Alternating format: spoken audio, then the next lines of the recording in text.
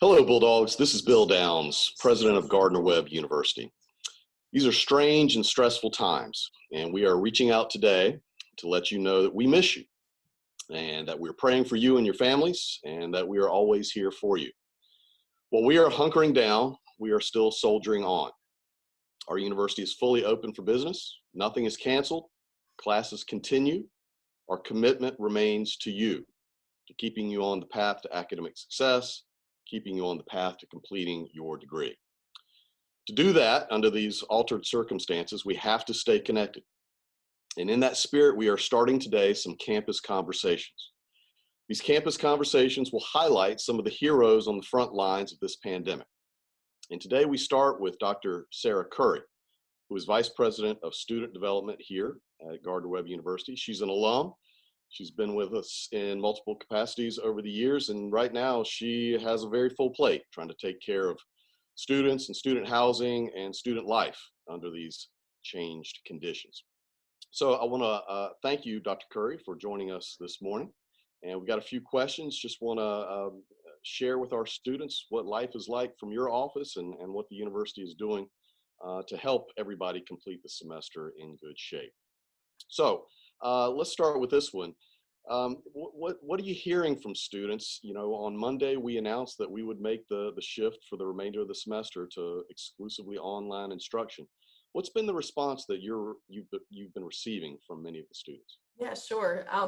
Well, obviously, most students are disappointed that they're unable to return to campus for the remainder of the semester. That being said, I think the clarity of kind of moving forward on campus the rest of the time has brought a little bit of stability to them because they can make some adjustments to the kind of the next few weeks that they have. But I think the common kind of lived experience here at Gardner-Webb is one of the kind of the strongest parts that we have. And so even as they've left campus, I think the thing that's been beneficial is they already have the relationships. And so that piece of it kind of goes with them, whether that is student to student relationships, student to faculty relationships, student to staff relationships. I think that thread has gone with them even as they've gone home. And so I think that's helped too. But yeah, I think overall, I mean, students love being on campus at Gardner-Webb. And so obviously, you know, that's hard for everybody and more hard for our seniors as they were closing in on this last kind of, you come back from spring break, you really like turn up the notch to those things that end the season or the year well. And so it is very, you know, disappointing for them. I'm glad that we're extending graduation to August. And so I think it gives them a chance to return to campus and kind of bring some closure to their 4 years here at Gardner-Webb.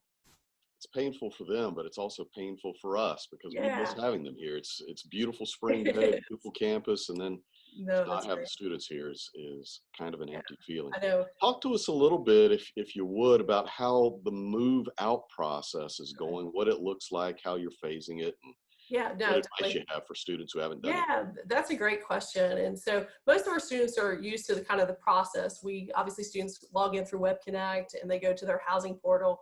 And that's kind of the hub to how they do anything in for their housing throughout the year, whether it's signing up for next year or filling out a break request form. And so students can go into that same portal, they can choose a day and they can choose a time to return to campus and kind of do an express checkout.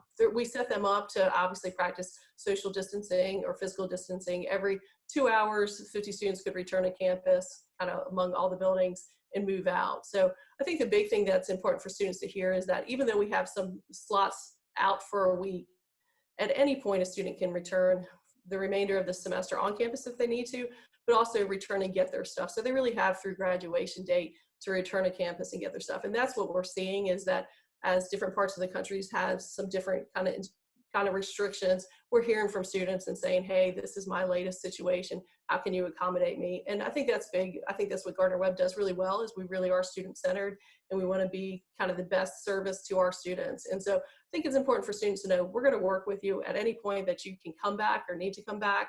We're going to make that accommodation and that adjustment to get you into your space and to get your belongings as you need. Great. So you shared some numbers with me yesterday about how many students we had living on campus prior to spring break, how many stayed during and through the transition period. How many students do we have currently on campus in the residential halls, and what services remain available to them? Yeah, that's a great question. So sure, before we went to spring break, I guess the population was a little bit over 1,000 for second semester, but we probably still have an active probably 175 to 200 students on campus. And I think the big thing for campus, for students, whether you're on campus or off campus, is to be reminded all the same services that are available to you still are available to you. So whether it's the counseling center, we have counselors are available to come meet you individually on campus if need be. They can also Zoom in with you from at home, which is a neat feature for them to have. Obviously, I'm sitting in the student development main suite. We're here, we're on campus. Obviously, our international students, Jenny Humphreys is still here, available to help them. Housing Residence Education is still here. Personal and professional development advisors are still upstairs. And so I think students should realize, hey, if they're on campus, there's really resources still available to you. Obviously, food services are still happening. There are some limitations more when it comes around the wellness center, but that's no different than anywhere else in North Carolina right now too. But we got a beautiful campus. I know yesterday was sunny and I get to see the lake out my window, and there were students walking around the lake all afternoon. So some fishing too, which is kind of fun to watch too. But yeah, we're here and we're available for students. So all they need to do is call us, and we've connected a lot with students over email or just text messaging to us. Needs arise, we try to solve them for them. So you feel like we're staying connected as we should? Yeah, I think so. I think all of us are probably on social media, so I think that's an easy way to stay connected. I've seen I know Dr. Rowe texted or tweeted out yesterday, she just had a Zoom meeting with her University 111 class from last semester. So I think that's the beauty of Gardner Webb. We are relationally deep, and so even when proximity is an issue, we stay connected, and that's a big part of who we are. So I think that kind of segues nicely into the next question. You know, people talk a lot about the sense of community at Gardner Webb. Yeah. And it may border on a sense of family. It may actually be the Gardner Webb family. Are we seeing people rally? Are we seeing, you know, that what we think we are as a community and a family really coming to fruition? Is this on full display now? And how do you think faculty, staff, and students are helping each other and really rallying around each other to reinforce that sense of family? Yeah, no, I think adaptability and flexibility are terms that probably every person in university is looking at. But I think when you have relationships already established, it allows you to be more gracious and flexible and want to help each other. So I think people are staying really connected. I know a week ago Monday, SGA had their normal meeting, and so Micah Martin, their faculty or their regular advisor, and myself, we hopped on that Zoom meeting. It was a great way to connect with those 25 plus students that are in SGA. And it was actually also helpful too, because they shared, okay, as I'm home and I'm starting kind of this online format, these are some needs that are coming up, or this is what we need more information from for the students. And so there's so many platforms that allow you to stay connected, but I do think it's the relationships before. So even too, I think even this week I had a FaceTime with our SGA president, Shelby Putnam. And even at the end of that, it was fun. We actually FaceTimed in an old SGA president from a few years ago. And so the three of us had probably a 5 or 10 minute conversation. And that's the beauty of Gardner Webb. It's not only those people that are currently on campus, but it's others too. So last night I received an email from an alum from 2 years ago that said, hey, I know it's weird times. If anything I could do to help you guys, please let me know. And so that is who Gardner Webb is. And so you're seeing that, I think, rise to the top, which is really cool. So social media is an instrumental tool these days. And we've all been hearing via social media, and probably you and I are getting the same number of emails from students, seniors especially, who are kind of grieving a sense of loss. As you mentioned earlier, coming back after spring break in your senior year, that's a special time. And it's a special time here because there's so many things that we had planned for them. Webstock, the Webbies, all kinds of things. Can you talk to us a little bit about plans that are perhaps in the making now to make sure that if those students are able to come back and join us in August around graduation time, that we can still have some big celebrations for them and with them? Yeah, no, that's a great question. Obviously, we've communicated that the university hopes to have graduation in August. And I know at our senior administrative meeting the other day, we really talked about how can we prolong that? Is there a way that we can make really that week leading up to graduation more special, so it helps kind of honor them in the right sense of their time here at Gardner Webb and help them be celebrated and bring closure to it too. So I think we'll be creative around that time when they return to campus.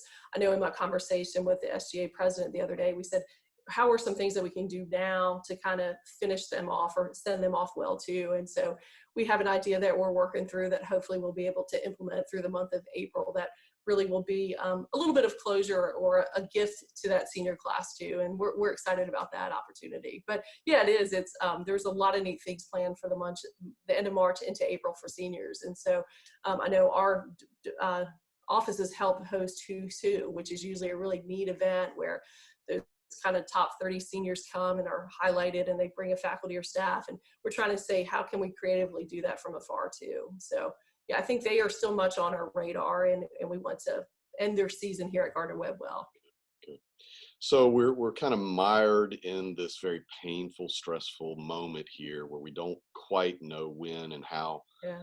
we're going to recover normalcy, but we know we will. And Yeah. we know we will come out on the other side of this. And so we as a university have to be future focused and really future minded. And pivot a little bit away from the graduating seniors, but to the underclassmen.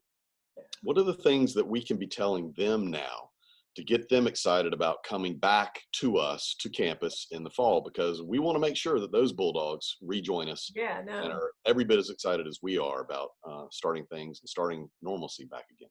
Yeah, no, I think everybody will be excited. We'll be excited to have them back on campus. I know in our office we were like, oh man, we're used to the summer months, but you add an additional month on there, and it's quiet without our students. But yeah, I think there's definitely a ton. Just them returning back to campus, I think will be exciting for all of us. I think it will feel like a reunion because it's been extended a little longer than normal.